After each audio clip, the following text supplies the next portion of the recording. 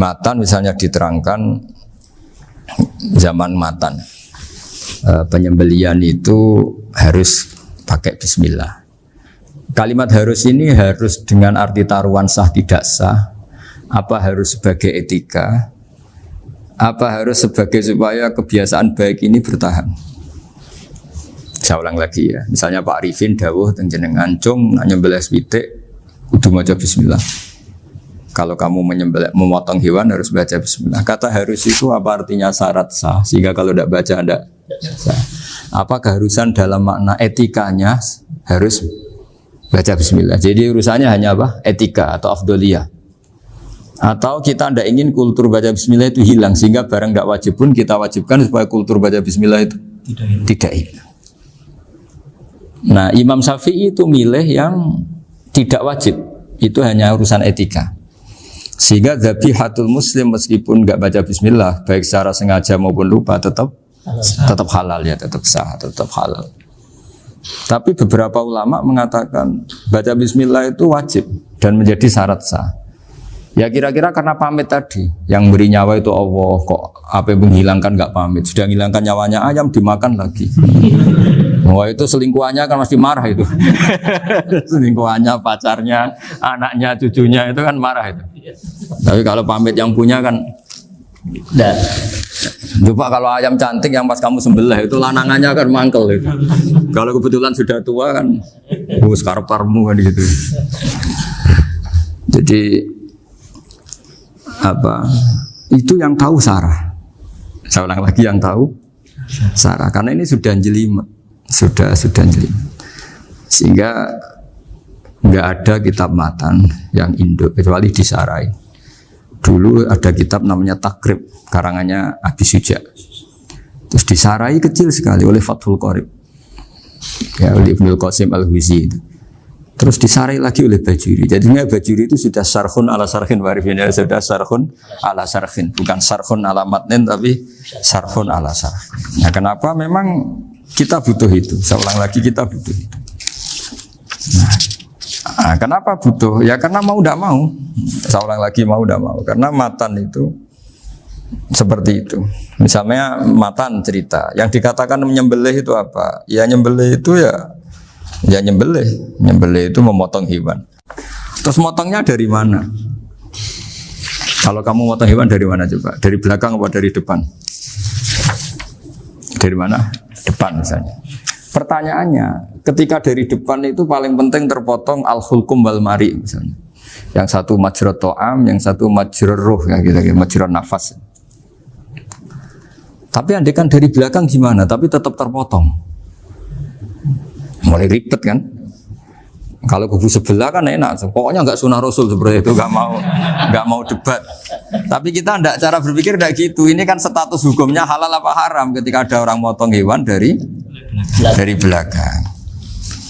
Nah, terus kita berdebat kan, mesti berdebat itu mau dibilang haram, nyatanya memenuhi syarat apa tadi pemotongan, hukumnya kena, amarinya kena. Mau dibilang halal, jangan-jangan pitiknya sudah pingsan, sudah mati karena dogrok-ogrok dari belakang. Nah, itu terus ulama debat, kan mungkin juga. Ya kan, pitiknya sudah setengah kena corona, pingsan terus, ya kan, sudah pingsan terus digorok. Nah seperti ini mau tidak mau kita harus detail. Detail artinya yang dikatakan menyembelih itu apa? Ya nanti tak bacakan tapi kita di Bajiria sekaligus ijazah untuk jenengan semua. Saya tadi alhamdulillah ketemu Pak Arifin lama, ngendikan panjang lebar tentang pentingnya ilmu. Yang dikatakan nyembelih adalah mematikan hewan yang hidup dengan kaifiyah syariah. Saya ulang lagi, mematikan hewan yang hidup dengan kaifiyah syariah. Nah kalimat hidup ini mulai masalah. Hidup yang apa? Misalnya ada hewan, saya sering kalau ngaji cerita, ada ayam jago ketandang mobil, ketabrak mobil, kejet-kejet. Enggak kamu sembelih pun 1 menit lagi pasti meninggal. Ini kan hanya koordinasi prosedur saja. Karena prosedur ayam mati harus kejet-kejet, enggak boleh enggak langsung peletes mati, enggak boleh. Nah pertanyaannya ketika kejet-kejet ini kamu sembelih, itu halal apa enggak? Wong andekan enggak disembelih juga sudah mati. Artinya enggak penyembelian ini kan tidak memberi kontribusi pematian, tapi enggak ngefek. Gitu. Makanya terus ada perdebatan. Ada hayatun mustaqirrah, ada hayatun ittiroriyah, ada harokatu masbuh. Itu kalau nggak sarah tidak bisa. Lalu pertanyaan nakalnya begini. Saya itu betul pernah ngalami itu. Wayam jago itu kan mahal, apalagi kalau Bangkok kan. Saya pas jalan-jalan sama anak saya, sama jalan-jalan mau ke pasar itu di pertolongan dua rumah. Gus sih halal tuh orang, kadang tanya orang awam, halal kata saya. Gitu. Padahal dia kan dari disembelih ya pasti mati. Suatu saat ada yang mengkonfirmasi lagi. Saya bilang kalau kiai ya tidak pantas makan ayam gitu, tapi kalau kamu tidak kiai ya pantas saja. Daripada rata halal lo geremeng eman kan ribet. Nah sebetulnya itu dalam mazhab Syafi'i itu tidak halal karena dia sudah tidak punya hayatun mustaqirrah. Karena tadi setengah menit lagi atau 1 menit lagi pasti mati. Kan dia belum mati karena koordinasi Israel saja, tetap yang ngambil itu. Tetap kan nggak segampang itu kan, tetap prosedur apa? Jalankan SOP. SOP-nya harus ada. Nggak boleh mati selonang-selonang itu, nggak boleh. Tetap ada SOP kata Warifun ada SOP. Dia kalau sama saya bisa guyon kalau. Nah, tapi misalnya nanti pertanyaan, tapi dalam mazhab Maliki itu diabaikan, hayat mustaqirrah, hayat ittiroriyah, hayat itu diabaikan. Cara berpikir Imam Malik lebih matematis. Kalau nggak disembelih itu matinya berapa menit? 1 menit lagi. Gara-gara disembelih dia mati sekarang. Berarti eksekutornya ya peso itu.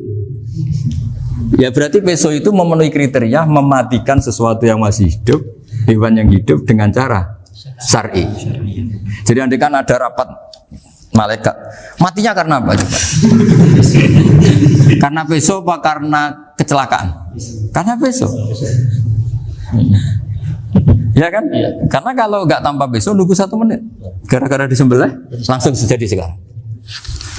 Nah karena hukum halal ini yang menarik dan menguntungkan. Di bab ini orang jadi Malikiyah semua. Mana maksudnya ya? Jadi kita ini sebetulnya Syafi'i pecundang gitu. Syafi'i partai politik. Jadi kalau sedang tidak menguntungkan ya kata siapa kita Syafi'i banget? Tidak juga itu. Ya, jadi karena tadi ya kalau pada level perdebatan ulama itu ada tadi ya, ada seperti itu, ada hayatun mustaqirrah, ada hayatun ittiroriyah, ada harokatul masbuh. Jadi tak baca ya supaya dapat barokahnya ulama ya. Jadi tak baca redaksinya ini di halaman, terus kitab ini saya tinggal sebagai amal saya, keluarga saya, sebagai penghormatan saya sama Habib Ali, Habib Qures, Habib Hussein semuanya, Pak Arifin dan Bismillahirrahmanirrahim. Wa'alam, ini halaman 562, ikutnya bab kita buah kami Sayyidi wa Dzabai. Ya, jadi nanti yang mungkin kalau beda halaman cari di babnya kalau beda halaman cari di babnya. Karena kadang beda halaman warifnya. Kalau cetakan sekarang enggak. Beda. Iya, kadang beda juz pun. Kayak Ikhya sekarang tuh sampai 6 juz. Zaman kita ngaji kan 4 ya. Sekarang ada yang 6, ada yang ribet cetakan sekarang ya. Di atas ada 10. Satu Ikhya itu. Hurufnya dibesarin. Ikhya biar. Iya, ada yang sama. Karena ngerti zaman akhir paling sudah agak buta huruf. Saya dulu punya guru terakhum sudah sepuh. Itu baca gini nggak bisa, Pak. Jadi kalau di kelas harus dituliskan pakai spidol. Mulang Minhajul Abidin, sudah sepuh sekali. Kalau ngajar itu nggak bisa jalan, udah pakai becak. Itu yang nulis agak kurang ajar. Nulis CDE gitu bar. Jadi kadang itu itu. Beliau masih semangat, tulisannya habis. Loh kok sentek jeng. Terus ya wes ya. Jadi nulisnya di HVS baru dulu. Ya cepat selesai. Iya. Nah kalau beliau pakai kitab sudah enggak berso itu. Anak-anak wah nulis sidik benang ber. Ribet. Saya ulang lagi ya. Jadi yang mau saya baca tadi itu logika fikih ya. Fikih itu berpikir ya. Di mana-mana namanya menyembelih itu dari hidup dimatikan dengan kaifiyah syariah. Kaifiyah syariah ini tidak boleh kamu nyontohkan harus disembelih, keliru juga. Karena untuk hewan yang berat atau hewan liar cukup dipanah asal ma'an harad dama yang bisa ngalirkan apa? Darah. Jadi makanya saya umumkan bikefiatin syariah Pak Arifin kan tidak harus motong kan bentuknya. Kalau hewan liar kan atau sapi kurban liar kan, sapi kurban ucul liar kan boleh dipanah, boleh macam-macam. Nah kalau tembak bisa diperdebatkan karena daun serapi Pak Arifin. Jadi bisa debat. Meskipun ada yang bilang boleh tapi bisa debat lagi kan? Karena daun serapi api Pak Arifin. Iya. Tapi ini saya cerita umumnya bikefiatin syariah. Nah karena kalimat hewan hidup, ada kalimat hidup. Hidup yang apa kan pertanyaannya? Hidup yang sudah kejet-kejet, misalnya sudah koma, sudah kena corona, disentak istrinya itu. Apalagi ayamnya menyaksikan pasangannya diselingkuhi, wah itu sudah stroke itu dia. Itu. Nah itu. Makanya kalau orang suka macam-macam itu kayak ayam makanya itu. Saya baca ya. Bismillahirrahmanirrahim. Wa'lam annahu yujadu fi ibaratihim hayatun mustaqirrah, hayatun mustamirrah, harakatu mazbuh. Wa yuqalu aisyu mazbuhin. Wal farqu bainaha annal hayata al mustaqirrah yakunu ma'aha ibsarun bi ikhtiyarin wa nutqun bi ikhtiyarin wa harakatun ikhtiyariyah. Wal hayat al mustamirah ya allati tastamiru ila khurujir ruh minal jasad. Wa harakatul masbuh ya allati la yabqa ma'aha ibsarun bi ikhtiyarin wala nutqun bi ikhtiyarin wala harakatu ikhtiyariyah. Bal yakun ma'aha ibsar wa nutqun wa harakatun ibtirariyah ini. Wa ba'duhum farraqa bainahuma. Sampai saat terus ini. Jadi ini perbedaan-perbedaan pandangan ulama. Nah, Imam Malik itu mengabaikan semua istilah itu. Sing penting pas mbok sembelih iku kecelok urip, cara wong Jawa iku kecelok urip. Cek hayat mustaqirrah, cek ittirariyah, cek harakatu mazbuh, pokoknya kecelok urip. Ane kecelok urip bisa dibilang masih hidup. Karena kalau bisa dibilang masih hidup, kamu sembelih, tetap nanti rapat malaikat kira-kira gitu. Ini matinya karena apa? Karena kecelakaan. Oh, kalau kecelakaan 1 menit lagi matinya dong. Tapi kan matinya sekarang ya karena disembelih. Nah tadi saya bilang sebenarnya mazhab Syafi'i itu tidak seperti itu. Karena Imam Malik menghalalkan, biasanya penggemarnya lebih banyak. Di bangsa halal itu kan penggemarnya masih banyak. Tapi ya sudahlah, itu masih ahli sunnah karena salah satu dari mazhab 4. Tapi logikanya juga masuk. Jadi kita bukan sekedar taklid ke Imam Malik, tapi kalau kita ikhtiyat ikut Imam Syafi'i ya monggo, karena mungkin secara medis karena mengalami seperti itu mungkin tingkat kesehatannya apanya sudah ya sudah lah, yang penting makanya terus orang Jawa pinter nak PTE jago ya halal, nak cilik enggak lah. Itu kan ibarat perdebatan antara kepiting sama yuyu.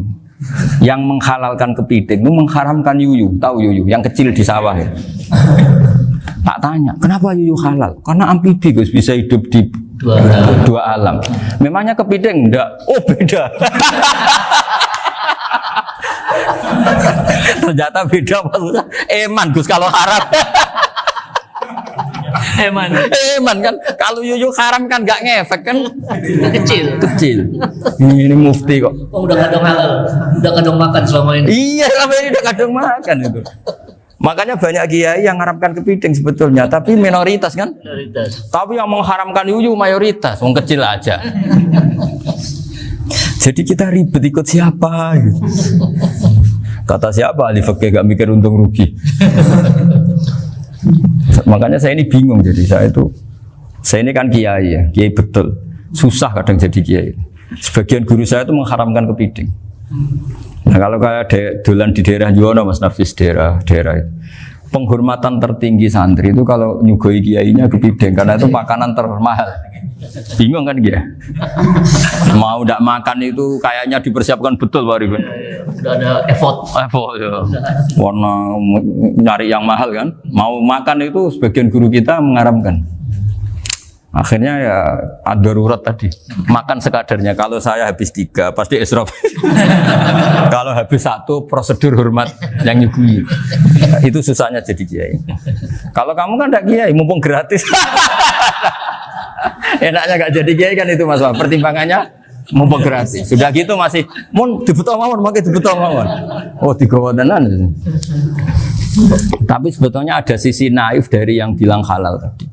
Ketika yang bilang hal naif itu versinya, tapi ya nggak apa-apa, semoga dimaafkan Allah. Naifnya tadi, tapi saya tidak tapi itu masalah khilafiyah ya. Semoga yang mengatakan halal juga benar, karena punya perhitungan iman tadi. Tapi yang bilang halal itu tak tanya, Yuyu itu halal apa haram? Lucunya jawab haram semua. Yuyu bahasa Indonesia nggak ada kayaknya. Tidak tahu juga saya apa. Yang penting paham tapi Yuyu, yang kecil itu. Itu kalau diharamkan tidak ada yang protes ya? Nggak ada. Tapi kalau kepiting? Ini pakai model apa? Coba Pak Wafa, kalau alasannya amfibi, Yuyu sama kepiting sama enggak? Kalau alasannya amfibi, hidup di dua alam. Sama-sama. Sama-sama. Kenapa kepiting jadi halal? Besar.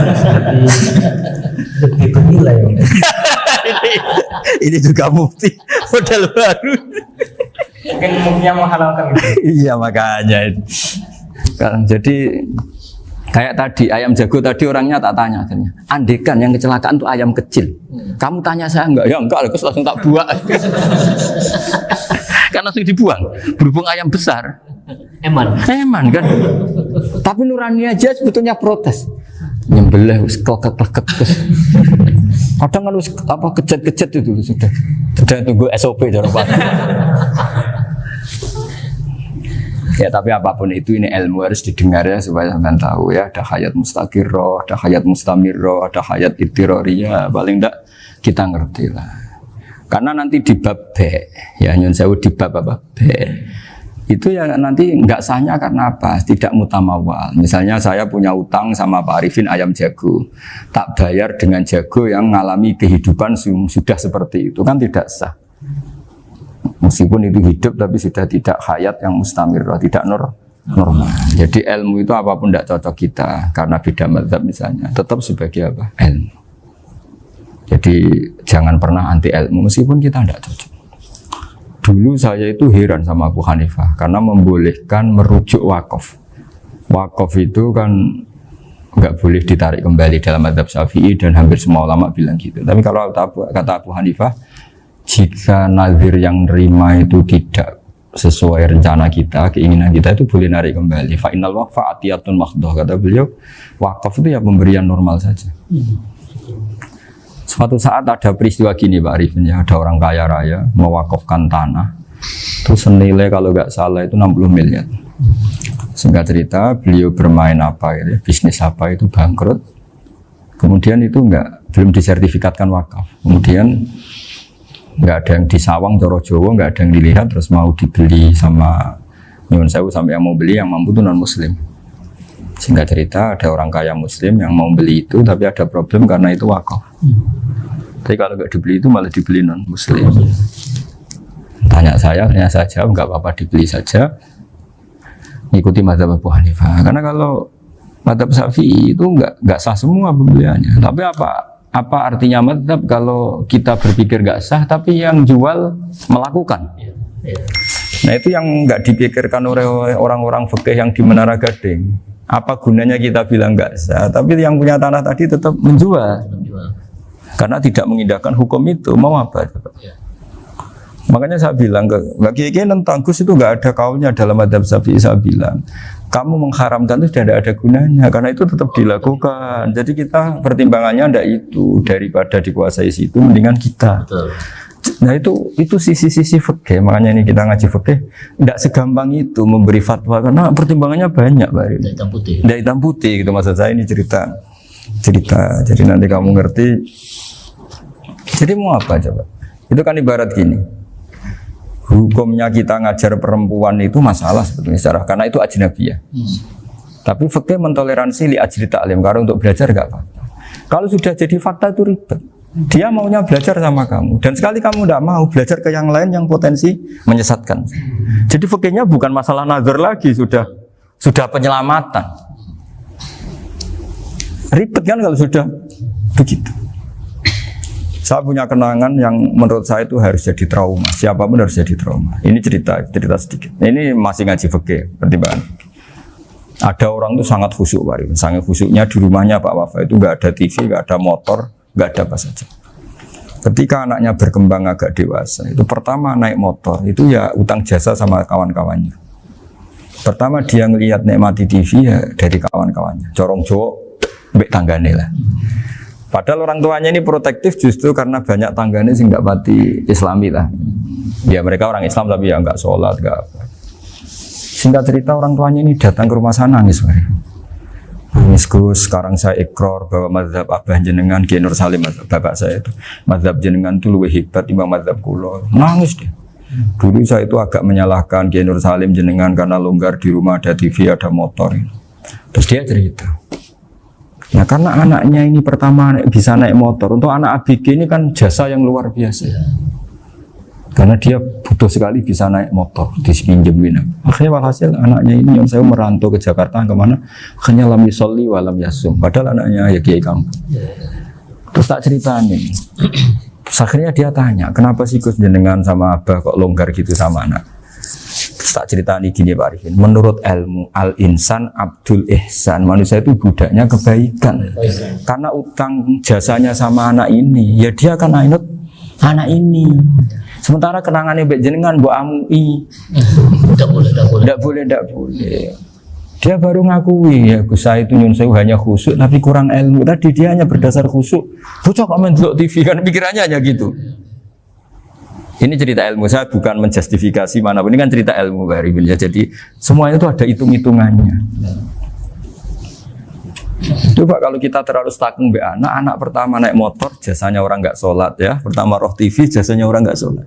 Coba terikatnya anak ini sama kita apa sama orang itu? Sama orang itu. Bayangkan kalau umur ABG, kalau umur sak Pak Arifin Pak Wafa ini nafsu astagfirullah kan. Gue job tua nome ya orang. Gaya tok, bareng tua udah khusus gue gaya tok. Aslinya namanya bodoh. Ya saya sama semua. Cuma saya kan lebih jujur dari biasa. Jadi orang tuh harus ngitung gitu. Itu kenapa Mbah Mun tuh kayak alim alama. Setahu saya dalamnya ada TV, putra-putra ini lihat TV. Meskipun kita tidak mungkiri negatifnya TV, kita nggak mungkiri Pak Arifin ya. Tapi tadi ketika anak-anak ABG itu pertama lihat TV jasanya Tonggoni. Kalau kebetulan tanggane wong soleh nggak masalah ya.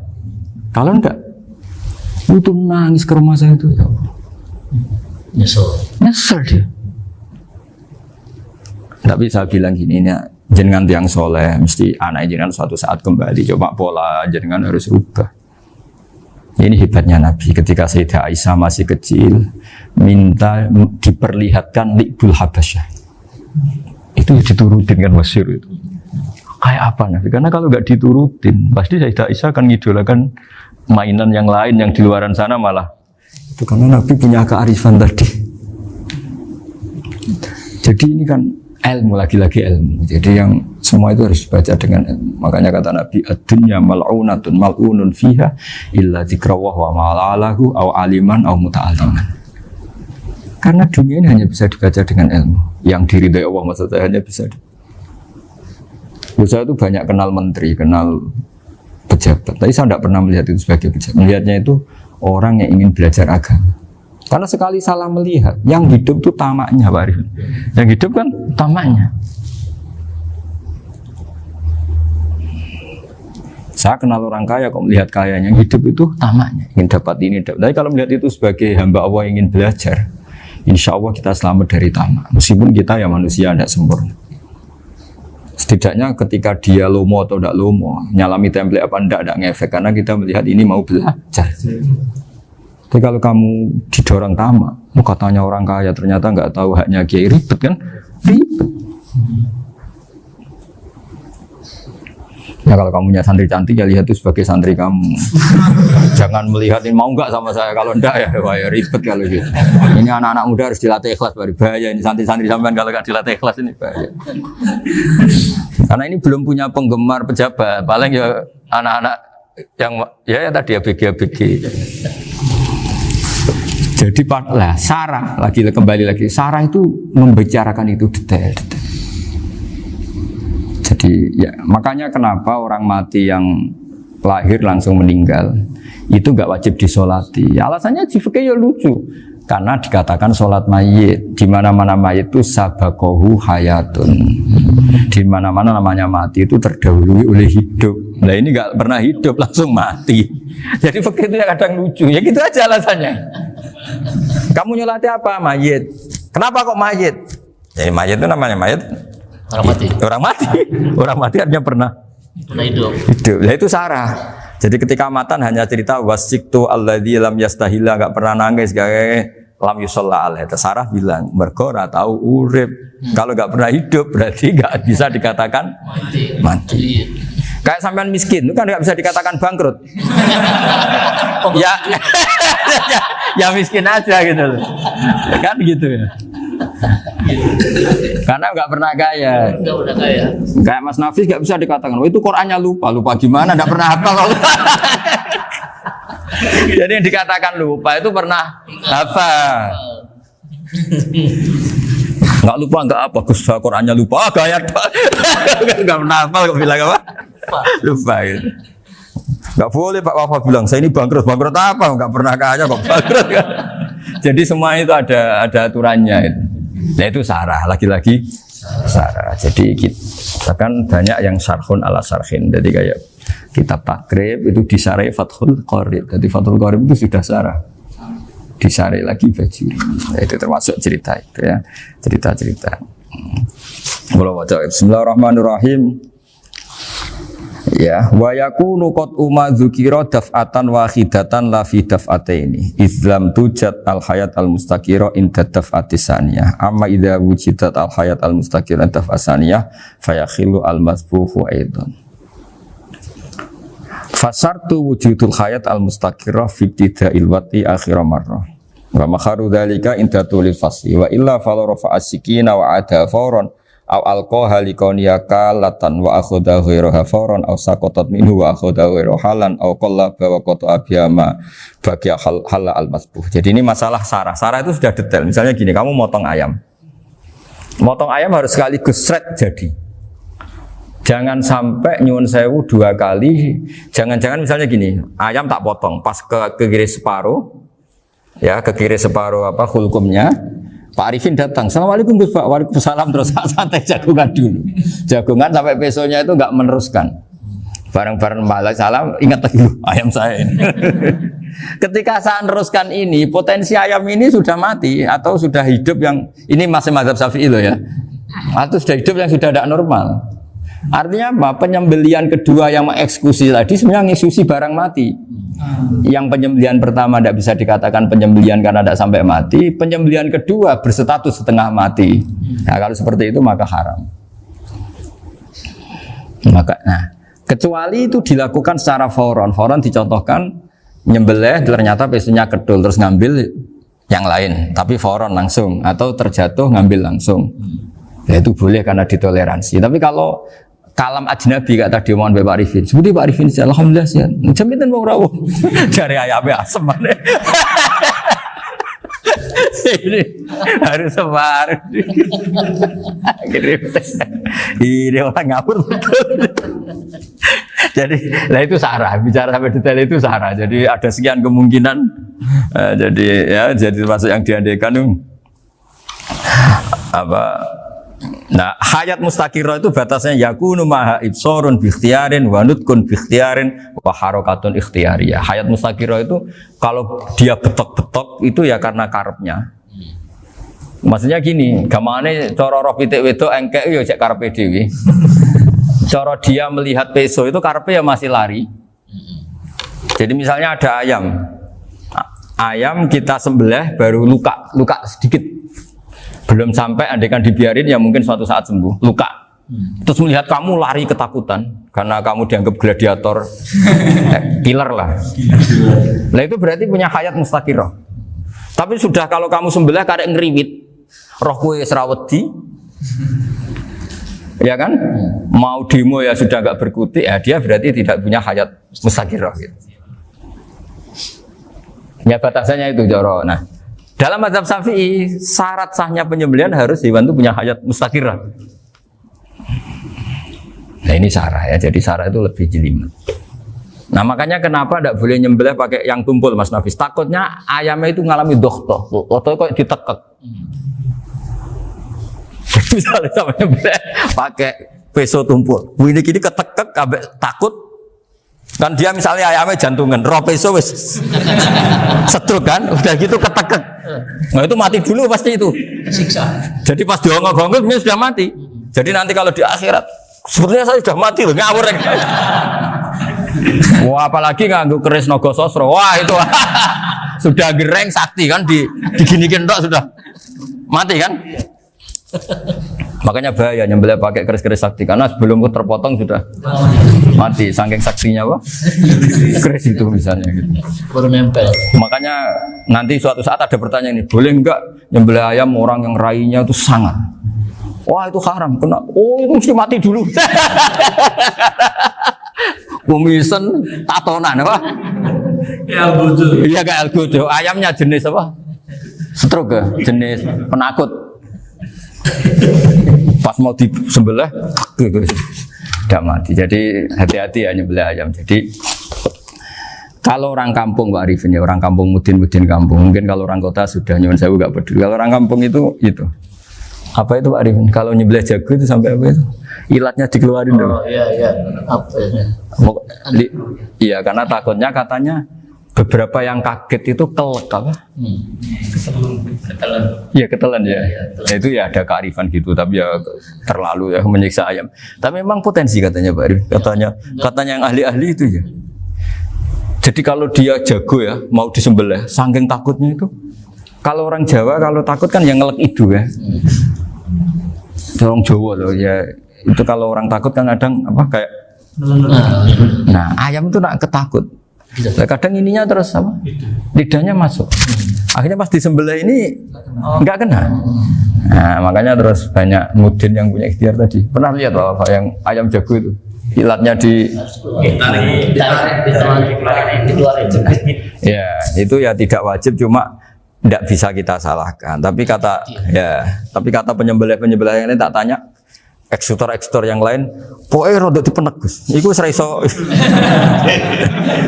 Saya belum pernah nyembelih ayam karena ini kan selain nggak profesi saya juga nggak mentolonan saya. Tapi ini beberapa kefiah yang penting kita tahu ilmunya. Yang paling pokok itu qatul khulqum wal mari. Ya kira-kira dalan sing digo nafas sama digo makanan tadi. Ya tapi itu tadi caranya semua itu harus mengalami atau masih punya hayatun mustaqirah. Nah, takutnya dalam konteks nyembelih yang apa tadi? Saya bilang separuh tadi. Itu jamnya normal enggak? Itu sudah jam 11 ya? 10. Oh, jam mati almarhum itu. Itu enggak halal disembelih itu sudah maitah ya. 13, 10, 14 kan. Iya ya. Saya makanya saya bingung ya jam. Ya jadi itu Pak Wafa ya, pentingnya sarah itu seperti itu. Matan itu kan asal nyembelih saja, tapi di sarah diterangkan jangan hanya nyembelih, yang disembelih harus ada hayatun mustaqirah, karena dikatakan penyembelihan adalah menghilangkan nyawa dengan cara yang syar'i. Nah, kalau nyawanya saja sudah hilang bukan nyembelih gitu. Nah potensi itu ada ketika jago kamu sembelih pakai yang tumpul. Ini ada dokhtoh. Loh, hewan itu juga kayak manusia loh, karena punya hati. Ketika takut saja mati. Nah, takutnya ulama kan ini ngalami dokhtoh. Kayak orang ditekek kan mati kan, ditekek kaget. Contoh gampang gini, orang ditekek perempuan kemungkinan mati itu kecil, karena murni hanya ngalami pernafasan. Tapi nak ditekek gua tatonan kan terus dua reaksi tubuh. Takut sama gak bisa bernafas, itu kan lebih cepat apa? Mati. Kira-kira kan gitu. Nah ini sudah takut dongok-dongok itu kan nyiksa. Saya sering ketemu orang yang ahli nyari ular, nyari apa. Itu ya gitu. Filosofinya sama seperti orang perang. Harus bikin takut. Iku kewan, Gus nak disewentak, iku telelekan. Jadi telelekan itu apa Pak Anda bicara bahasa Batawi ini? Orang kaget terus terpaku itu. Teorinya Khalid bin Walid kan gitu. Kalau perang supaya musuh takut. Kamu tahu kami siapa? Ayat ji'na biqaumin yuhibbunal mauta kama tuhibbunal hayat. Kita ini bawa pasukan yang mereka mencintai mati kayak kalian mencintai hidup. Pasukan kami ini darwis, berani modar ya wis gitu. Kira-kira gitu kalau bahasa Jawa itu. Berani mati. Akhirnya musuhnya kan nah, di antara syaratnya perang kan gitu, harus bikin musuh itu takut, gemeter.